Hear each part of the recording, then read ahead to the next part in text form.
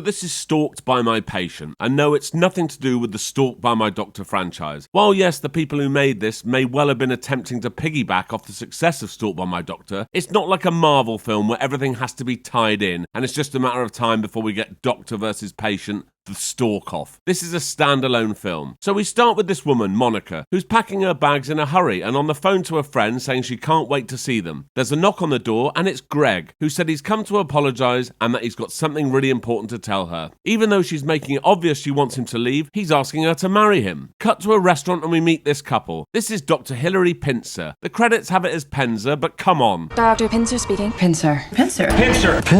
It's rare that I watch one of these stalker movies and actually end up siding with the stalker, but there's a reason for this, and it's this guy right here, the boyfriend, John. I'll go into more detail over the next few minutes as to why I hate him so much, but it started right here. Fine, no more talking. But as for dessert... Oh, grow up, John. Greg from earlier has been rushed to hospital. We don't know why yet, but Dr. Pincer has had a call from work saying she's needed urgently. We then see Dr. Pincer at Greg's bedside. As he wakes up, it's pretty clear who the stalker's going to be. Are you an angel? Dr. Pincer explains that there was an accidental gas leak in the building and that he and Ms. Roberts, that's Monica, who he proposed to earlier, were rushed to the hospital. He survived, but she's dead. Greg tells Dr. Pincer that Monica was his fiancée. I don't think so. At Dr. Pincer's house where she lives with John the Knob, John the Knob is working on some design for a building. He says no peeking because it's not finished yet. It's beautiful. You're beautiful. Grow up, John. Well, speaking of beautiful works of art, I mean, look at these angles, these curves. Jesus Christ. Following that nauseating scene, Dr. Pincer is back at work and in Greg's room. He says he used to live in China and works in IT. She mentions something about firewalls and Greg says he'd be happy to help. That's what friends do for friends, right? So it's getting creepy already, and when she tells him he'll be able to go home soon, he looks disappointed. Dr. Pincer then meets up with her friend Laurie, and when they finish talking about her impending wedding to John the Knob, she asks Laurie, who's a psychiatrist, if she'd be able to see Greg for some grief counselling, seeing as he's just lost his fiancée. Laurie agrees, says send him over. Dr. Pincer then goes to visit her mum, and basically she has a cold, but the way they're discussing her in this film, you'd think she was terminal. Back at the hospital, Greg is given the news that he's being discharged. He's really not happy about this, so Dr. Pincer gives him her friend Laurie's card and tells him to call her for counselling. He's not keen until Dr. Pincer tells him that she's a good friend of hers. Okay, I can do that. That night, Greg gets onto the staff computer and finds all Dr. Pincer's personal information. Back at home, Dr. Pincer and John the Knob talk about the wedding again. Then they bang. Now we're at Greg's appointment with Laurie, and all he wants to do is talk about Dr. Pincer. I moved on. The woman's dead. Look, I thought she was the one. She wasn't. That's all there's to it. Dr. Pincer's engaged. She's getting married? To another man? And you're letting this happen? I think our time is done.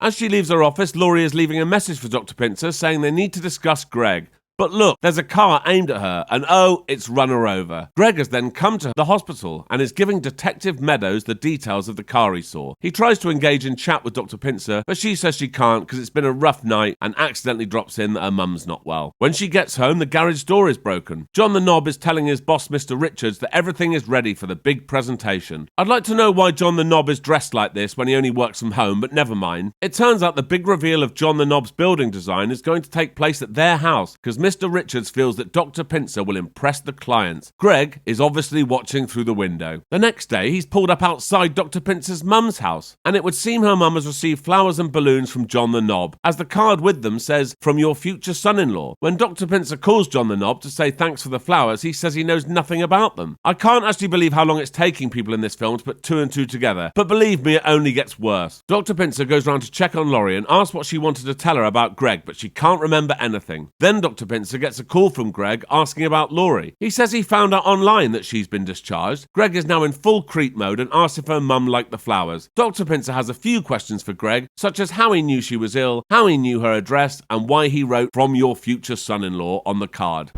Why not? Dr. Pincer tells Greg that's just about enough now and that his behaviour is inappropriate, and he responds by telling her he's watching her.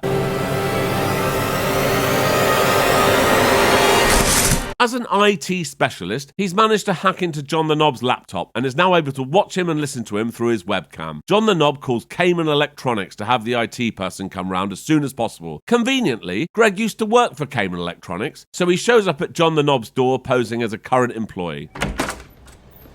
Howdy. When the people come to fix the garage door, Greg quickly shoves a USB stick in the back of the TV, so we'll now have remote access to that too. Dr. Pincer is just about to leave the hospital that night when a colleague approaches her asking for a favour. She needs her to put something in the mail, so obviously Dr. Pincer inquires about the content. It's Greg's medical report and it's being sent to Detective Meadows. So they have a look through it and notice that when Greg and his fiancée Monica were brought in, the damage to Greg's lungs was far worse than Monica's. Oh God, now she's back at home with John the Knob. They're sat at home drinking responsibly when they hear a noise. John the Knob goes out with a baseball bat. For some reason, he's decided to enter the garage door from the outside while Dr. Pincer is left alone in the house. What an idiot. It's okay though, it seems the neighbour's dog has just got into the garage. Maybe the repairmen didn't fix it properly. But what's this? When they come back in the house, they see a rose on the table. Someone was in our house. So Detective Meadows has come round, who's apparently the only police officer in the area. When Dr. Pincer says she thinks it may have been Greg, Detective Meadows doesn't take it seriously. Bear in mind, Detective Meadows has requested his medical reports from the hospital, so she obviously knows something's not right. I never bought that accidental gas leak scenario. Oh, so you think he killed his fiancée, but you're not open to the idea that he may have got into this house? Wow. She finally agrees to bring Greg in for questioning. Unless I find him first. Ooh, you're odd. Now we see Laurie at home having nightmares about her appointment with Greg. Clearly she's realised now that it was him who ran her over. When she goes downstairs to get her phone, Greg is in the house and he smashes her head into the table. The woman's dead. Dr. Pincer gets a call informing her that Laurie's dead. I wonder which officer has been assigned to investigate. Oh, it's Detective Meadows. Still, she's not making the link. It appears to be another accident. She is the worst police officer ever. It's only after Dr. Pincer tells her that he was outside her house watching her yesterday that she even begins to take this seriously. And why has Dr. Pincer not shared this information before? Like last night when she was trying to convince her that Greg was in her house. Maybe drop in the time he called you and told you he was watching you? No? Never mind. Back at home, John the Knob, finally out of a shirt and tie, is getting ready for the big presentation. What a cunt. He receives a call from his boss, Mr. Richards. It turns out that an email from John the Knob's laptop has gone to everyone in the company slagging off Mr. Richards. He denies it, but Mr. Richards doesn't believe him. But he agrees to overlook it if the presentation goes well later. Ooh, and here we are at the big presentation. 1,000 poets dreamed 1,000 years, and you were born. For fuck's sake. And it's go time, and everyone at the company is excited. But hang on, something isn't working. There's an error. Greg has ruined everything. Good. The utter devastation this minor technical fault has caused is ludicrous, but for plot purposes, this is a disaster. And look, John the Knob has been fired. Oh, John, not only did you fuck the presentation up, you didn't even think to make a copy. You could have backed up the file. You could have fucking made a paper copy, but you didn't, did you? You fucking knob. You can tell he's hit rock bottom, of course, when he's up in the morning in a dressing gown with one 330ml can of beer. Is he supposed to have been up all night drinking? He appears to have combed his hair and shaved too. At least make some effort to look like you've had a drink. For fuck's sake. Anyway, Dr. Pincer's like, it's only a job, John. I don't want you feeling like you're marrying a loser.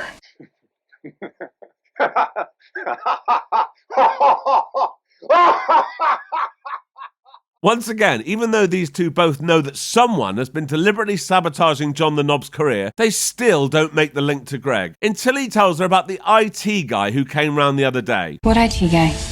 I think he said his name was Greg. My patient. Right, finally. So Dr. Pincer calls Detective Meadows and John the Knob is going to call Cayman Electronic. It's Monica Roberts' funeral today. That's Greg's dead fiancée. And Dr. Pincer decides to show up looking for Detective Meadows, but she's been and gone. It's here she meets Newton Trenton, a close friend of Monica's. He tells her that Monica had dumped Greg because he was a massive stalker. Newton doesn't buy this accidental gas leak story either and tells Dr. Pincer to stay away from Greg. As Newton is about to get in his car, Greg, somehow unseen, has come up behind him and syringes him in the neck. Newton is now paralyzed, and Greg tells him that he won't take Dr. Pincer away from him like he did Monica. Dr. Pincer has decided now to visit Dr. Stevens, who did the autopsy report on Monica Roberts, as she thinks he may have made a mistake. This is very odd. This has been altered. The woman died by asphyxiation. Back at home, John the Knob has recovered from his massive night of drinking and is on the phone to Cayman Electronics. He finds out Greg was sacked over a year ago. Turns out, Greg has been harassing women all over the shop, and that's why he was sacked. As John the Knob gets in his car, Greg jumps out from behind and chloroforms him.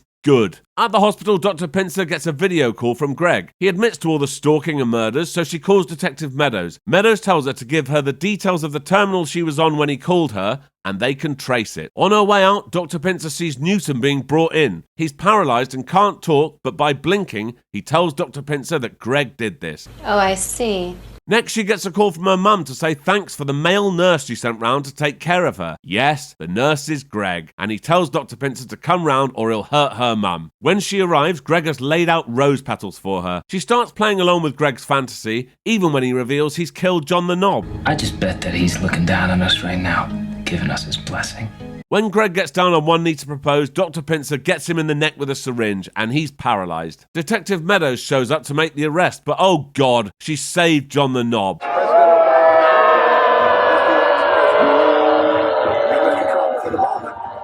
Well, apparently the carbon monoxide detectors did. This is the second time they've mentioned something like this. If you didn't have those repairmen install the carbon monoxide sensors, Luckily, the carbon monoxide detector went off. That's a bit weird. I'm also wondering how they managed to track Greg down. My guys tracked that IP address from John's home computer. So Greg can hack into someone else's laptop, but doesn't know how to hide his IP address.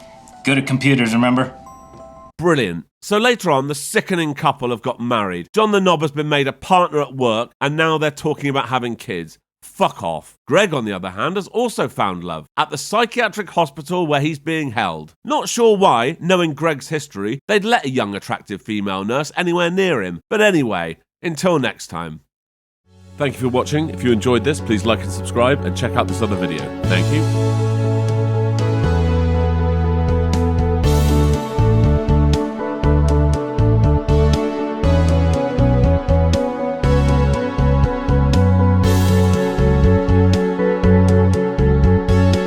speaking of beautiful works of art, I mean, look at these angles, these curves.